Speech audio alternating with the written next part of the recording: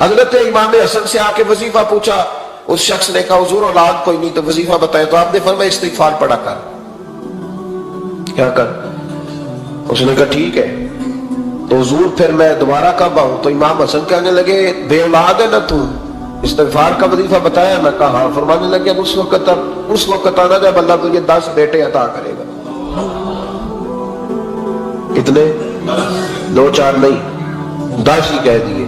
تو حضرت امیر معاویہ رضی اللہ عنہ دیکھا، کہنے لگے حسن اتنا بڑا دعویٰ؟ آپ فرمانے لگے میں نے کہہ دیا نا تو اللہ فضل کرے گا، ہاں ہاں اللہ خیر کرے گا، خیر ہو جائے گی۔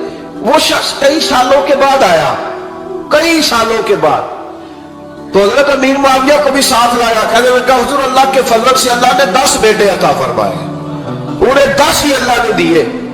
تو حضرت امیر معاویہ کہنے لگے جناب بات تو آپ کی سچی ہو گئی، تو مجھے بھی بتائیے وظیفہ کہاں سے لیا؟ فرمانے لگے قرآن پاک سے، سورہ نوح کی 10 11 12 آیت پڑھو۔ اللہ فرماتے ہیں تم استغفار پڑھو، میں تمہاری بیٹوں سے بھی مدد کروں گا، مالوں سے بھی مدد کروں گا۔ تو میں نے استغفار بتائی تھی اور قرآن میرے اللہ کا ہے، رب کا وعدہ جھوٹا ہو سکتا؟ فرمایا 10 بیٹے ملنے تھے، میں نے کہہ جو دیا تھا۔ اور میرے بھائیوں یاد رکھیں، استغفار اللہ کی رحمت نازل کر، ایک ہوتا ہے خوف، ایک ہوتی ہے خشیت۔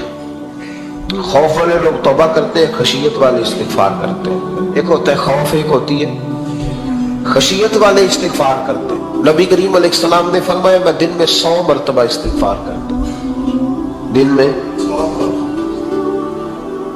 توبہ والا کہتا ہے کہ میں بھول گیا تھا، مجھے معافی مل جائے، اور خشیت والا کہتا ہے میرا یار ناراض نہ ہو جائے، وہ استغفار ہی کرتا رہتا ہے، وہ معافی مانگ۔ حضرت رومی نے مثال دی ہے، فرماتے ایک عورت تھی تو بھیک مانگا کرتی تھی، ایک دن بادشاہ کے دروازے پہ بھیک مانگنے گئی تو بادشاہ کو پسند آ گئی، اس نے نکاح کر لیا۔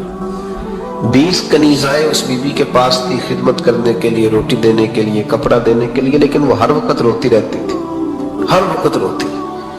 ایک سمجھدار کنیز کہنے لگی کہ ملکہ اب تیرا درجہ بہت بڑا ہے، تو ہر وقت روتی رہتی ہے، معافی مانگتی رہتی ہے ہر وقت، کون سی ایسی نعمت ہے جو تیرے پاس نہیں؟ تو وہ کہنے لگی اس لیے تو روتی ہوں۔ کیا مانا؟ کہنے لگی اس لیے روتی ہوں کہ میں اس قابل نہیں تھی جو مجھے مل گیا، کہیں میرے سر کا سائیں ناراض نہ ہو جائے، وہ کہیں بگڑ نہ جائے، مجھے پتا ہے کہ میں کیا تھی اور مجھے کہاں تک پہنچا دیا، میں روتی اس لیے ہوں کہ کبھی کہیں وہ ناراض ہو۔ حضرت عمر اس لیے روتے تھے کہ کہیں مصطفیٰ ناراض نہ ہو جائے، حضرت ابو بکر اس لیے تڑپتے تھے کہ کہیں اللہ کا فضل روٹھ نہ جائے۔ یہ جو مولا علی اپنے کمرے میں بیٹھ کے زور زور سے استغفار پڑھتے تو اس لیے نہیں کہ بڑے پاک تھے جن کی معاذ اللہ معافی مانگتے تھے، اس لیے کہ رب رسول کہیں ناراض نہ ہو۔ خشیت تھی کہ جہاں ہم پہنچے ہوئے کہیں وہاں سے واپس استغفار بندے کی اللہ سے صلح کرا دیتا ہے، بندے کی رب سے صلح ہو جاتی ہے جب استغفار۔ دیکھیں نا بڑی سادی سی بات ہے کہ 2 بھائی ناراض ہو تو بڑا کہتا ہے اس نے میری بے ادبی بڑی کی، تو چھوٹا اگر پاس آ جائے اور پیر پکڑ لے کہ چل یار معاف کر دے، تیرا بھائی نہیں۔ پتہ کیا ہوتا ہے؟ صرف معافی نہیں ملتی، ہاں ہاں صرف معافی نہیں، چھوٹے نے بے ادبی کر دی، بڑے کو تکلیف ہوئی، بات جب آگے بڑھی نا تو بڑے نے شکوہ کیا، جب لوگوں نے چھوٹے کو سمجھایا تو چھوٹا جب معافی مانگتا، ادھر دیکھو میری طرف، جب چھوٹا معافی مانگتا ہے نا اٹھ کے جاتا ہے اور بڑے کے پیر پکڑتا ہے تو میرا معاف نہیں کرتا، بڑا رو بھی پڑتا ہے، بڑا رو بھی پڑتا ہے، اور وہ کہتا ہے کہ وہ میں اور تو اماں کے پاس اکٹھے بیٹھتے، ایک باپ کی موٹر سائیکل پہ اکٹھے بیٹھتے، تو تیرا اور میرا رشتہ اتیا ہے، تو نے یہ کیوں؟ وہ جو آنسو نکلتے ہیں نا وہ درد ہوتا ہے، وہ کیف ہوتا ہے، وہ سوز ہوتا ہے، وہ لذت ہوتی ہے، وہ پیار ہوتا ہے۔ رب کہتا ہے تو معافی مانگ، انہو کان غفارا، تو معافی مانگ، میں تجھے معاف بھی کروں گا، تیرے اوپر رحمت بھی فرماؤں گا، تیرے اوپر کرم نوازی بھی کروں گا، تجھے نواز دوں گا، تجھے عطا کروں گا۔ حضرت موسیٰ کلیم اللہ علیہ السلام کا زمانہ مبارکہ تھا، قحط پڑ گیا، بارش نہیں ہوتی۔ ہم لوگ نا اب تو خیر ہمارے پاکستان میں تو ٹیبل ٹاک ہوتی ہے، ٹاک شو ہوتے ہیں، ہمارے یہاں تو پتہ کیا جاتا ہے کہ بارش ہو کیوں نہیں رہی، پھر اس پہ یہ ہوتا ہے کہ دھواں بڑا چڑھ گیا ہے، حالات بڑے خراب ہیں، فلاں ایسے ہو گیا، قحط کا، ہم تو اسباب تلاش کرتے رہتے ہیں نا جی، بھوک بہت زیادہ ہے، فلاں چیز ایسے ہے، فلاں چیز ایسے، ہم تو یہ تلاش کرتے رہتے ہیں۔ وہ لوگ یوں نہیں کرتے تھے، وہ سیدھے جا کے مصلوں پہ بیٹھتے تھے، اس لیے کہ وہ کہتے تھے جب رب چاہتا ہے تو پھر کوئی چیز کسی چیز کو روک سکتی، وہ سیدھے مصلے پہ بیٹھتے۔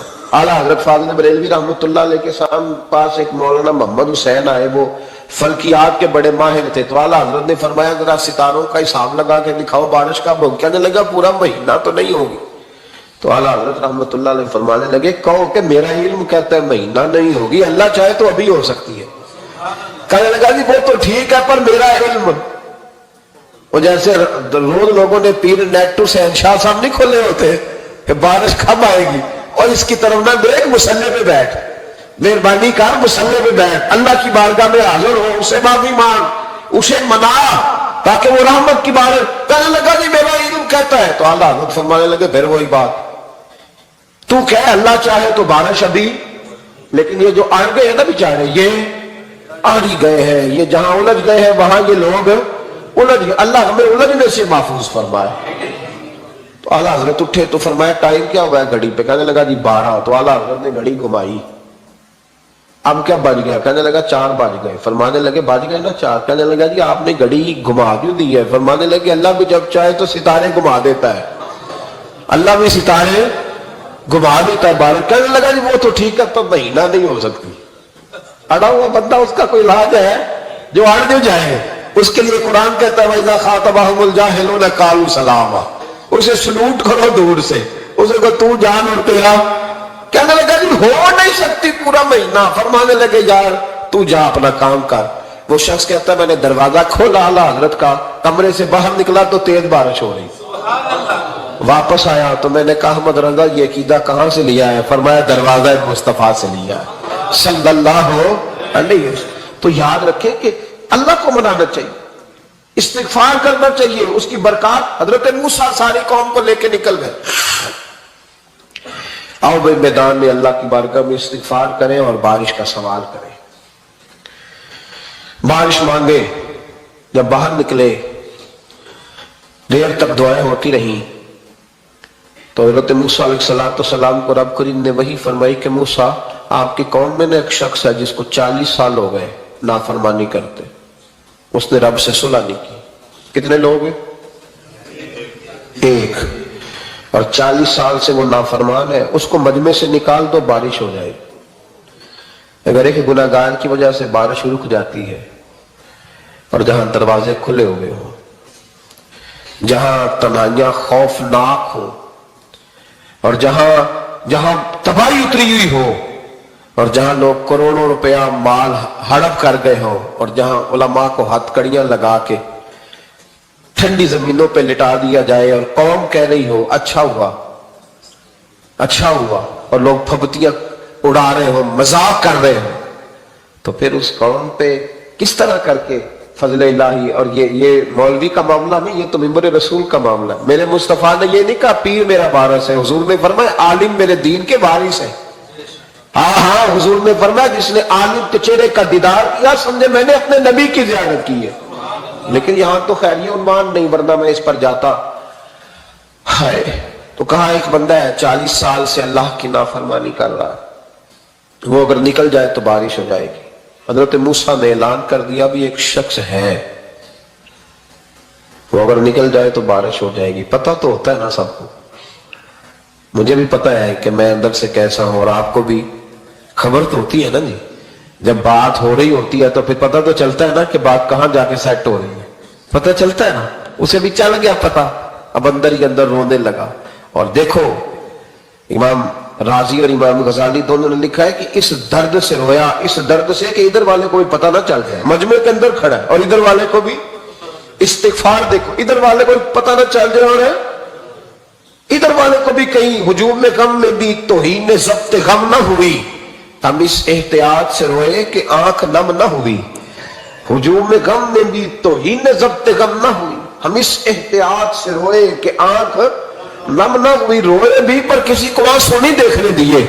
اب اس درد سے کہتا ہے اللہ تو تو معاف کرنے والا ہے نا، تو تو معاف کرتا ہے، پردہ پوشی کرتا ہے، اور مالک اگر لوگوں کو پتہ چل گیا تو میرے تو بچوں کا بھی جینا حرام کر دے۔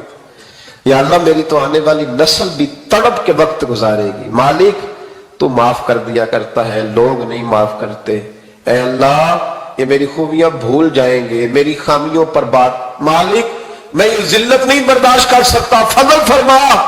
حضرت موسیٰ نے دوبارہ اعلان کیا, نکلتے ہو کہ نہیں نکلتے؟ پھر تڑپا, خداوندا مجھے بے آبرو نہ کر, یہ ذلت اور رسوائیاں یہ نہیں برداشت ہوتی. اللہ درگزر کر. حضرت موسیٰ نے تیسرا اعلان کیا, نکلتا ہے یا میں پھر اس کا نام لوں؟ اللہ سے پوچھ کے نام لوں اس کا, بتاؤ کون ہے؟ اب تو تڑپ گیا, کہنے لگا مالک میں تیری بارگاہ میں استغفار کرتا ہوں, آئندہ نہیں کرتا, آئندہ نہیں کرتا.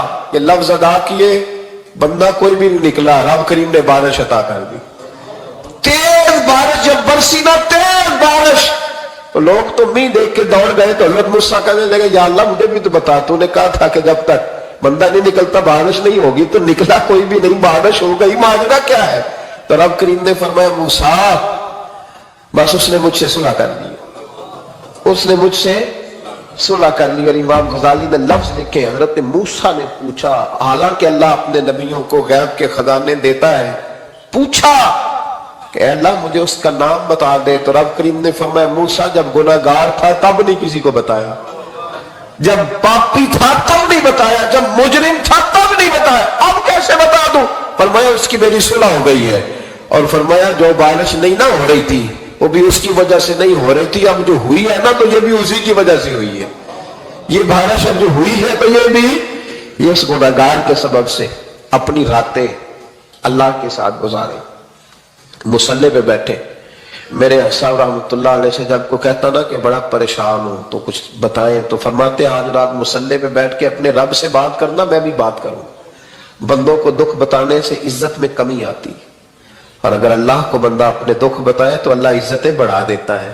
ترمذی شریف کی حدیث ہے, نبی پاک علیہ السلام نے فرمایا اگر تو دنیا داروں کو دکھ بتائے گا تو اللہ تجھے غنی نہیں کرے گا, اور اگر تو اپنے رب کو بتائے گا تو اللہ بڑی جلدی تجھے دنیا سے بے نیاز کر دے.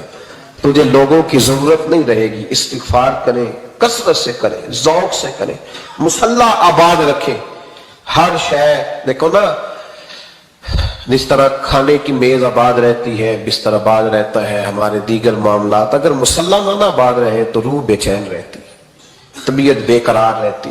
انسان میں نے دیکھا ہے بڑے بڑے سمجھدار لوگ پاگلوں جیسے زندگی گزار رہے ہیں, بولتے جا رہے ہیں, بولتے جا رہے ہیں, بولتے جا رہے ہیں, ایسے کسی کو کوئی خبر کہ 6 فون اٹھائے ہوئے ہیں, ایسے جیسے ڈسٹرب ہو گئے مینٹلی طور پر. وجہ کیا ہے کہ ان سے جان نہیں چھڑاتے. کبھی سارے موبائل بند کر کے نا, سارے بچے ہر چیز سارے پہ کر کے مصلی پہ بھی آنا چاہیے.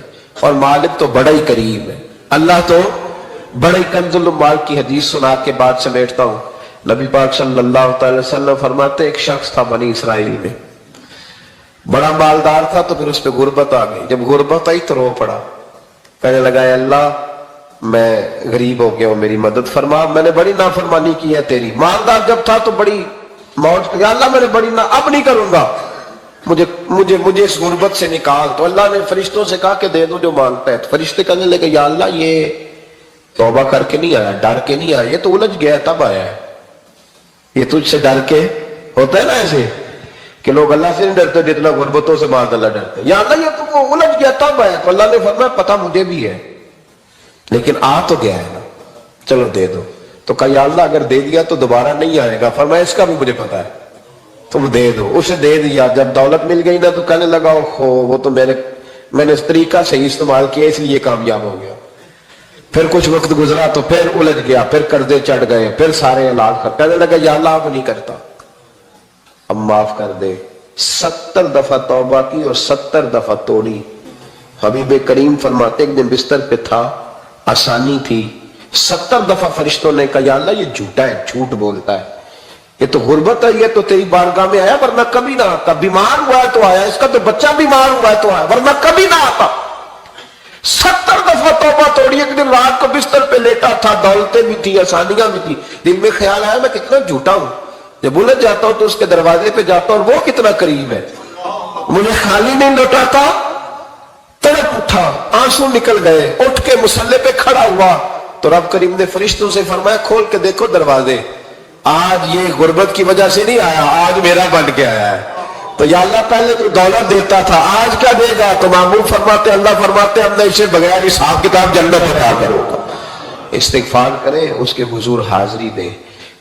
جس طرح سارا کچھ چھوڑ چھاڑ کے لوگ کہتے ہیں کہ ایک مہینہ میں نے کسی سیاحتی مقام پہ رہنا ہے، میں نے اب کسی ٹھنڈے علاقے میں چلے جانا ہے، برف باری دیکھنی ہے، سیر کرنی ہے، 10 دن کی چھٹیاں وہاں گزارنی ہے.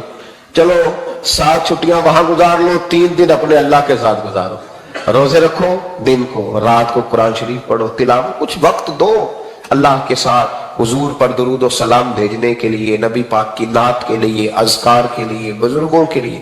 پھر دیکھنا اللہ روح کو کتنا سکون دیتا ہے. آخر دعوانا الحمدللہ رب العالمین.